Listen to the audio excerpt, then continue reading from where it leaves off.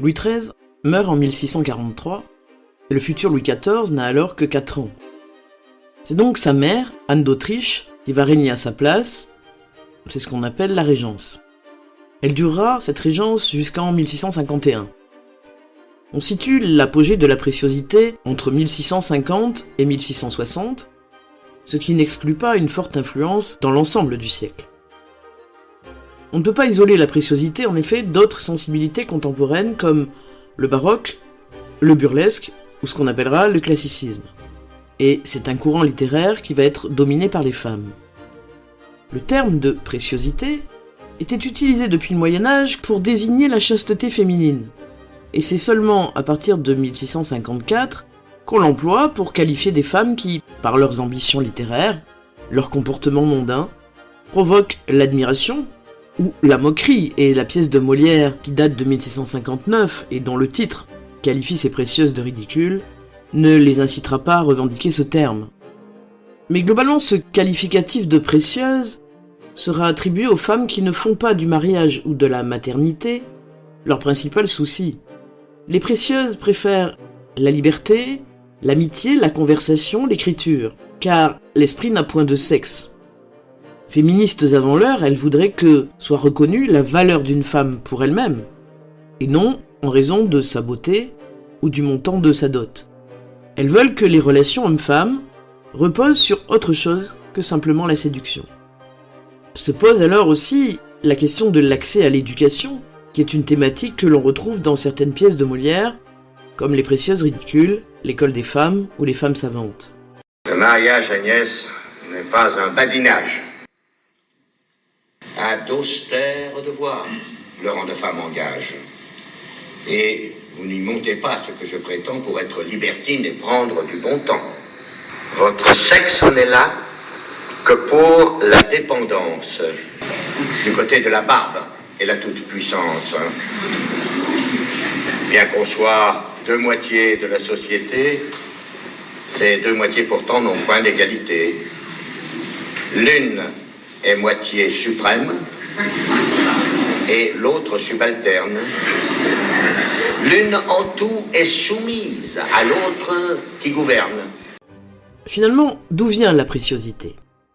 Eh bien, dans la première moitié du XVIe siècle, l'influence italienne, et notamment celle de Balthasar Castiglione, auteur d'un ouvrage appelé Livre du courtisan, 1549, introduit de nouvelles règles de sociabilité, et des pratiques plus délicates que celles du temps de la cour d'Henri IV, où la grivoiserie et la vulgarité dominaient. On cherche à retrouver l'esprit perdu de l'amour courtois du Moyen-Âge. Dans cette recherche de plus grande délicatesse, le rôle des femmes va être prépondérant. Il va donc s'agir avant tout de la transformation des rapports mondains à la cour ou dans les salons. Or, ce sont les femmes qui tiennent salon. Et l'un des lieux de naissance de cette préciosité, c'est le salon de Catherine de Vivonne, marquise de Rambouillet. Celle qu'on surnomme Arténis, anagramme de son prénom, ouvre, entre 1620 et 1625, les portes de son hôtel particulier dans l'actuel quartier du Marais à toute la société lettrée du temps. Tous les grands noms de la science et de la littérature s'y pressent et sont reçus dans la chambre bleue de la marquise, dans ce qu'on appelait la ruelle, c'est-à-dire l'espace qui se trouvait entre le mur et le lit. On pouvait y rencontrer Malherbe, La Rochefoucauld, le cardinal Richelieu, Corneille, Scarron et bien d'autres, et plus tard Madame de Lafayette ou Madame de Sévigné, pour ne citer que les plus célèbres. Alors, que font les précieux quand ils se retrouvent ? Que fait-on dans cette ruelle ? Comme dans d'autres salons, on y pratique les jeux littéraires de l'époque.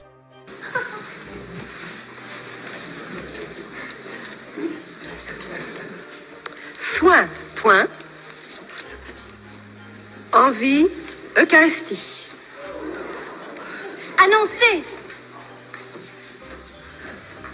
Alexandrin, je comptais en ces lieux voir le roi à l'envi, l'entendre lui parler et m'instruire par ses soins. Mais c'est comme Jésus en son Eucharistie. On le mange, on le boit, mais on ne le voit point. Le blason. qui consiste à reproduire en vers un portrait ou le détail d'un tableau, le poème à Concetti, etc. C'est aussi là que les poètes lisent leurs vers et que les dramaturges, comme Corneille, viennent présenter leurs œuvres. C'est un lieu de critique littéraire, où l'on commente les derniers livres parus. D'autres salons, et notamment celui de Mademoiselle de Scudéry, sont également très en vogue. Dans cette société précieuse, on cherche à fuir le vulgaire, dans le langage d'abord, puisqu'on le débarrasse de tous les mots jugés bas. D'où cette guerre continue contre le vieux langage, c'est-à-dire celui des pédants et des provinciaux. De cela va venir cette passion de former des expressions ou des mots, de donner une autre langue qui n'avait point encore vu le jour.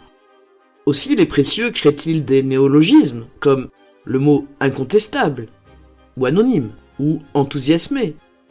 Ils inventent des périphrases et des tournures métaphoriques. Ma chère, il faudrait faire donner des sièges. Hola! Almanzor! Madame? Vite! Voiturez-nous ici les commodités de la conversation. Des hyperboles, des jeux de mots.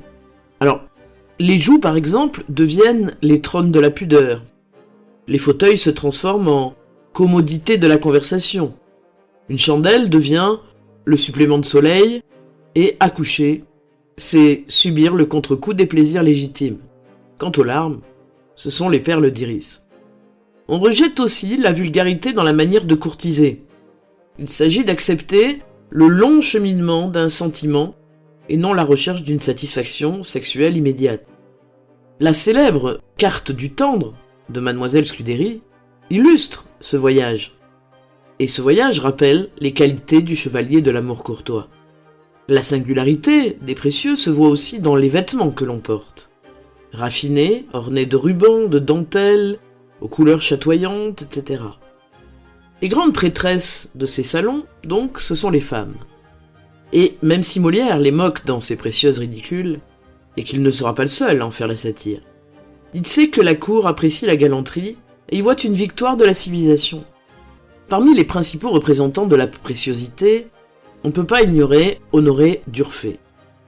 C'est l'auteur d'un énorme pavé de 5000 pages, intitulé L'Astrait, et publié en plusieurs parties entre 1607 et 1625. Le roman relate entre autres l'histoire d'amour entre Céladon et Astray. C'est un thème précieux par excellence. Les deux bergers vivent dans une Gaule du 5e siècle qui n'a absolument rien à voir avec la réalité historique. Suite à une dispute avec sa bien-aimée qui le croit infidèle, Céladon fait une tentative de suicide et Astray le croit mort. Mais non. Il utilise alors un travestissement pour se rapprocher d'Astray et savoir si elle l'a pardonné. On peut voir ici un lien avec le goût baroque pour la métamorphose et l'illusion. Parallèlement, les deux protagonistes croisent la route de Berger avec lequel ils s'entretiennent de l'amour. 5000 pages, c'est un peu long, n'empêche que ce roman pastoral aura un succès considérable et une grande influence, notamment dans l'orientation du roman français vers la veine psychologique. Et je pense là à La Princesse de Clèves. Parmi les salons les plus célèbres, il faut noter celui de Madeleine de Scudéry, qui tient un salon plus littéraire que celui de la marquise de Rambouillet. Madeleine de Scudéry est l'auteur de plusieurs romans de galanterie, qui seront les plus célèbres de son temps. Et donc le Grand Cyrus et Clélie comportent 10 volumes chacun, et se passent dans l'Antiquité. C'est d'ailleurs dans Clélie, histoire romaine, qu'on trouve la fameuse carte du tendre, qui correspond aux étapes d'un voyage sentimental. Ainsi, on va y trouver le lac d'indifférence, le village de l'orgueil ou celui de la tendresse. Bref, les romans de Madeleine de Scudéry offrent davantage un portrait de la société de son temps que de la Rome antique. Ce sont des romans très longs, et il faudra attendre 1678, c'est-à-dire la parution de La Princesse de Clèves par Madame de Lafayette, pour que vraiment on puisse parler du premier roman moderne français, parce qu'il est écrit dans un style concis, classique, mais son sujet, l'amour et surtout la description de ce sentiment dans les moindres détails, est clairement un héritage des salons précieux. Si encore aujourd'hui la préciosité n'a pas toujours bonne presse, il faut quand même se souvenir qu'elle a néanmoins eu une influence très très importante dans plusieurs domaines. D'abord, elle a contribué à donner une orientation innovante à la littérature et à promouvoir le roman. Et elle a donné, grâce au Salon, un nouveau statut aux auteurs dont le succès ne dépend plus seulement de la volonté de son mécène, mais aussi de ses lecteurs.